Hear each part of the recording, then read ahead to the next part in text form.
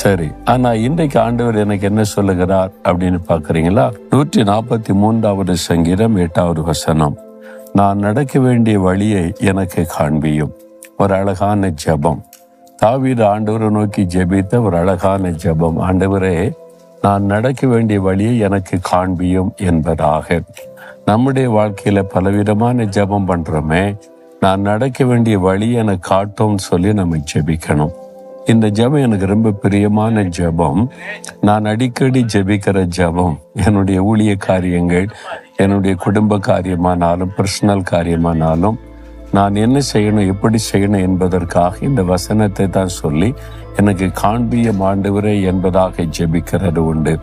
தாவீதுக்கு தேவன் அதையெல்லாம் காண்பித்தார். நீ வேத புஸ்தகத்துல 2 சாமுவேல் 2ஆம் அதிகாரம் 1ஆம் வசனம் வாசிக்கும் பொழுது, சவுல் ராஜா மரணம் அடைந்த பிறகு தாவீது ஆண்டவரிடத்திலே போய் ஒரு காரியம் கேட்கிறார். ஆண்டவரே, யூதா தேசத்தில் உள்ள ஒரு பட்டணத்துக்கு நான் போய் குடியிருக்கலாமா அப்படின்ன உடனே, நீ போ என்று ஆண்டவர் சொல்லுகிறார். அப்படின்னா எங்க போகணும்? கர்த்தரிடத்தில் அதையும் கேட்கிறார். எபிரோனுக்கு போ என்று சொல்லி ஆண்டவர் வழி நடத்துகிறதை பார்க்கிறோம். அப்ப ஆண்டவர்கிட்ட கேட்கிறார், நான் போய் அங்க தங்கலாமா? நம்ம இன்றைக்கு ஆண்டவரிடத்தில் அப்படிலாம் கேட்கறது இல்லை. ஆண்டவர், நான் பிஸ்னஸ் பண்ண போறேன், ஆசீர்வதிங்க.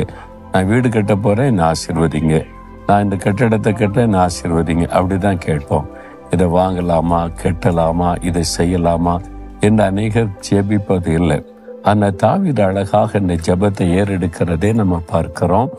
நான் அங்கே போகலாமா ஆண்டவரே? அப்படின்னா எங்க போகணும்? ஆண்டவர் அழகாக இந்த பட்டணத்துக்கு போய் என்பதாய் சொல்லுகிறார். இந்த பட்டணத்துல தான் தாவீது முதலாவது ராஜாவாக்கப்படுகிறார்.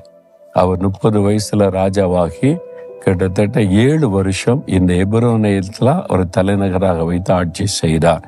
எபிரோன்ல இருந்து கொண்டு யூதா தேசத்துக்கு தான் முதல்ல ராஜாவாக்கப்படுகிறார். அப்புறம் 12 கோத்திரம், இஸ்ரவேல் கோத்திரங்கள் அத்தனை பேர் சேர்ந்து எங்களுக்கு நீங்க முழு இஸ்ரவேலுக்கு ராஜாவா இருக்குன்னு கேட்டுக்கொண்ட பிறகுதான் அவர் முழு தேசத்துக்கு ராஜாவாக்கப்பட்டு எருசலேமை படுத்து அங்க போய் ஒரு ஆட்சி பண்ணுகிறதை வேதத்திலே நம்ம 2 சாமுவேல் 5ஆம் அதிகாரத்திலே பார்க்கிறோம்.